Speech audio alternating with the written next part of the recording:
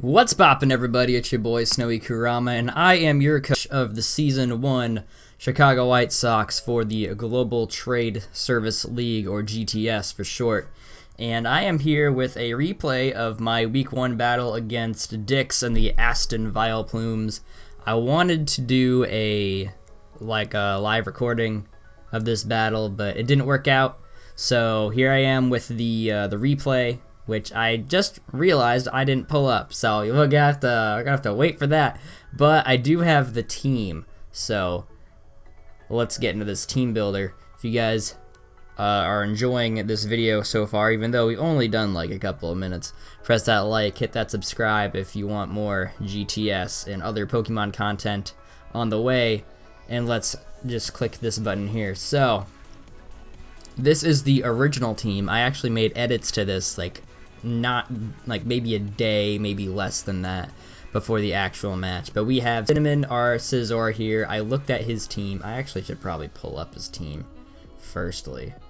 So Dix's team is right here. We have Galarian Darmanitan, Toxtricity, G-Max Copperajah, Ice Q, Dreadnought, Pincurchin, Flapple, Frostmoth, Cramorant, Magmortar, Murkrow, and Mega Beedrill. Noticing his team having a lot, and I mean a lot, of ice types, I thought Banded Bullet Punch Scizor, as you saw before, would be great. But this little thing right here called Magmortar was actually very scary to me, as my fire resists aren't exactly a lot. And the fire resists that I do have die to his other moves. Like, this thing has so much coverage. We're talking Thunderbolt. It gets Grass Knot too. Okay, maybe not. What grass move did it get? Oh, Hidden Power Grass, of course, because we are playing National Dex. So there's just a lot to go through, and I did not know how I was going to really deal with G-Max Copperajah, since its HP stat goes from 385 to close to 800 because of the ×2 boost. Here we are with version 1 of the team. Like I said, Bullet Punch was just super free, so I decided to bring Cinnamon, our banded Scizor. I put this much Spadef in here for some reason or another. I think it was to live 3 hits of something. I don't really remember. I wish I could. I don't know. Let's look back at his team, see if I can remember. I think it was Touch.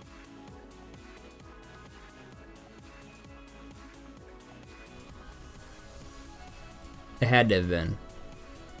Yeah, it had to have been Toxtricity, so I could just revenge it with a Bullet Punch or something. And then we have our Seismitoad Shrek, just kind of standard Stealth Rock Toxic called the Earth Power. Needed to get up rock somehow. This is the best rocker on my team that wouldn't get fucked up by his, with the exception of the Magmortar.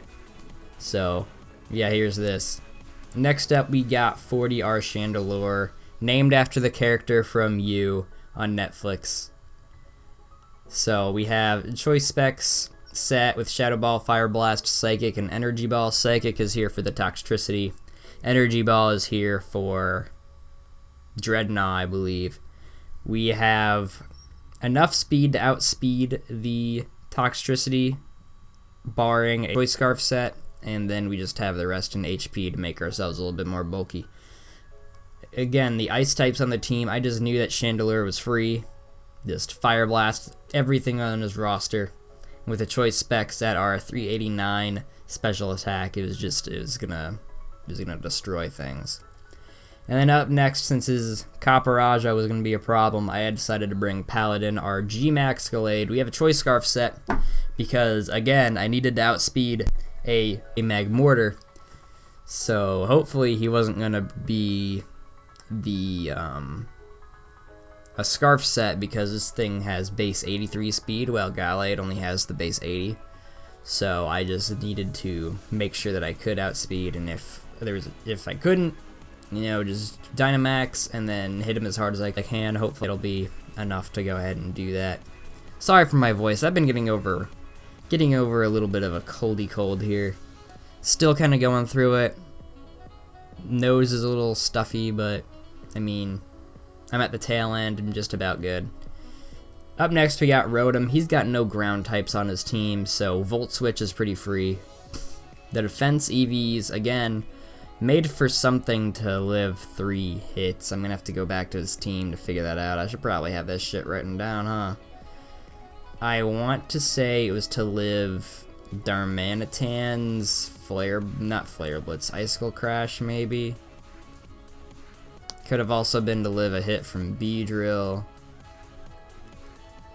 One of those two. Yeah, it's either Darmanitan or Beedrill. Something from them. So yeah, that's what this Rotom was built for. We have our max HP, of course. Enough special attack to go ahead and knock out his Murkrow from full, so it couldn't get up a Defog. Then just a little bit in Spadef, because why the fuck not. Volt Switch, Will-O-Wisp, Pain Split, and Defogged, kind of just a standard Generation 7 Rotom, except for it's an Ice type. Then last but not least, I didn't know what else to do, so I just tossed on Pinky, our Ribombee, Focus Sash, Sticky Web, Lead of Sword, Verdance, Moonblast, and Hidden Power Ground. But it was at that point that I was thinking about Scarfed Magmortar, because the set on the damage calc has Specs, which 2-hit KOs probably everything that I got. And I also wanted 40 to be Flash Fire for the Magmortar, but then the battle I noticed I was Infiltrator, which is kind of what I wanted in the first place, so it's not too bad, but I wanted that Flash Fire so I could live, so I could just up some Fire Blasts. So version 2 of the team, which is what I ended up bringing, is the same shit. We got our Scizor, our Seismitoad, everything is the same, right? Except for we got Evergreen, our Mega Sceptile.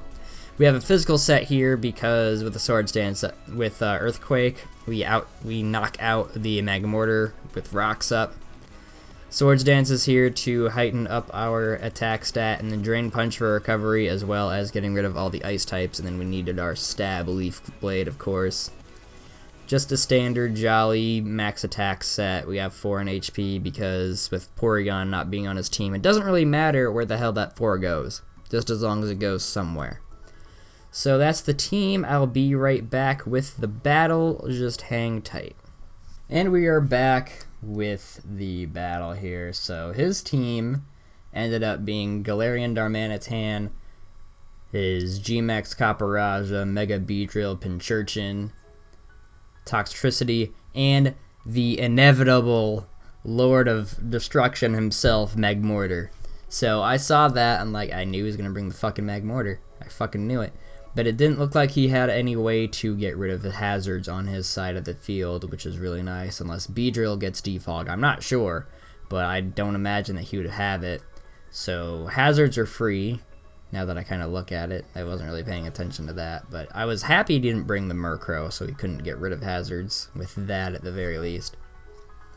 So I don't really remember what I led with. I want to say I led with Scizor, because if someone's got Darmy on their fucking side, the big Darmy, they usually lead with it. So Scizor's here to bullet punch 1-hit KO that goddamn Darmanitan. So I figured that's probably what should happen. Let's go ahead and get into the battle. So we see Cinnamon come out. Beedrill is actually his lead. So I think here I bullet punched anyway because I didn't want him to drill run me. He actually goes out into Magmortar.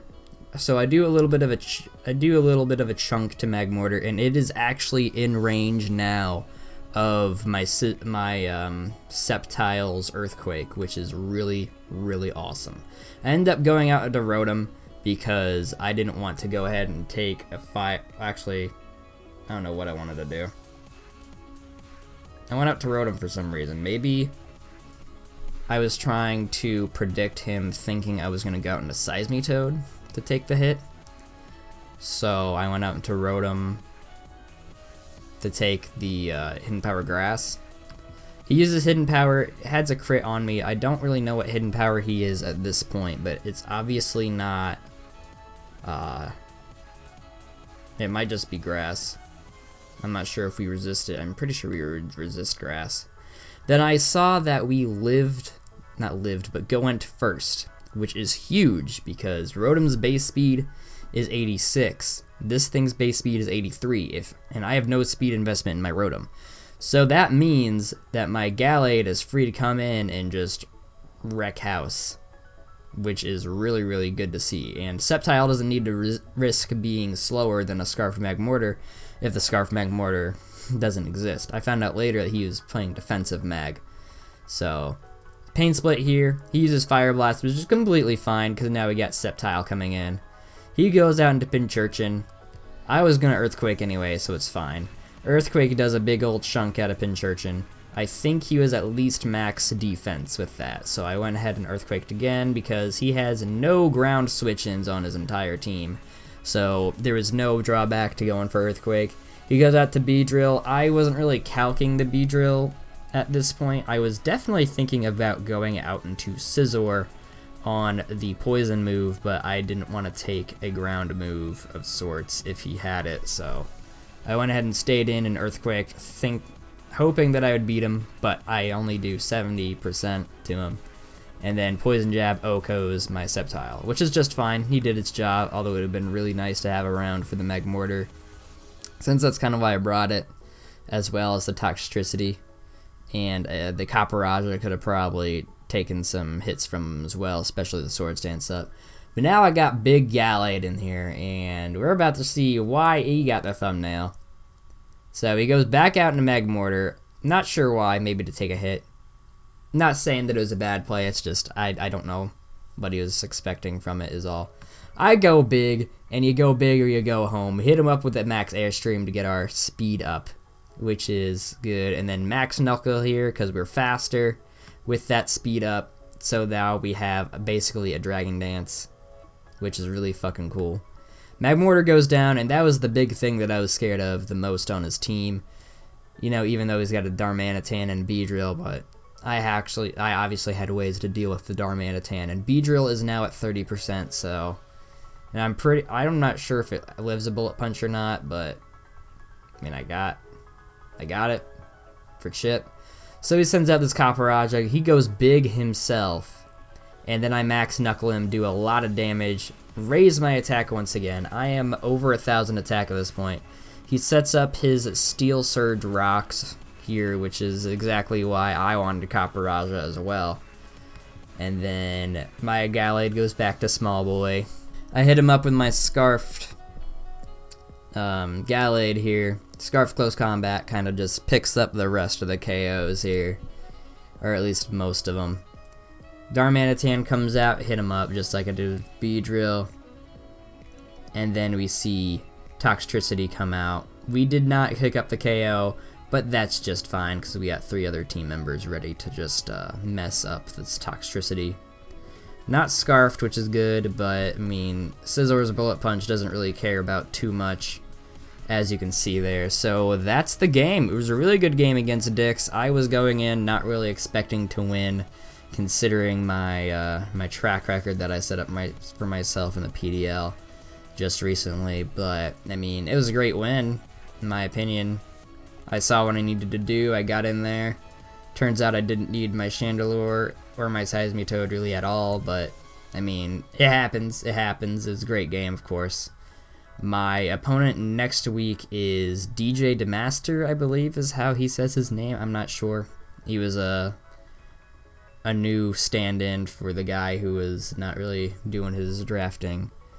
So, also an update, there's another guy who dropped out, and Destiny took his place, so we got her a team, and now she's set up to battle next week.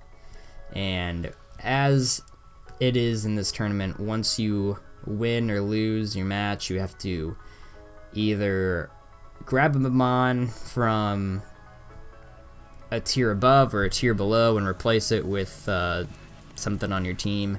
I won, so that means I had to take something from a tier and then replace it with the same tier. I was really looking to get rid of the Clefairy because I didn't see myself using really Wish. I was more concerned about heal belling away burns or toxics or whatever. So I grabbed Grumpig. I had one other Psychic type at the time that isn't really weak to fighting. Who isn't really weak to Dark.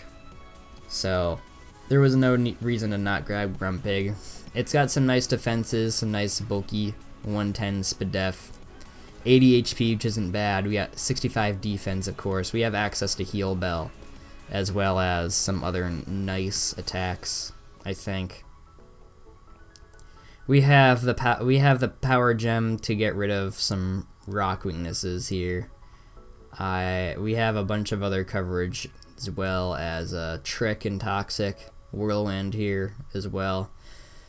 So yeah, it was just hard to try to figure out something to get rid of. Hopefully we can beat DJ in the next match. We'll have to see. And just look out for that video coming out next. Like this video if you have not already. Subscribe if you want some more GTS. Excited for some more content, of course, coming out in the future. And as always, this has been your boy, SnowyKurama. See you in the next video. Goodbye.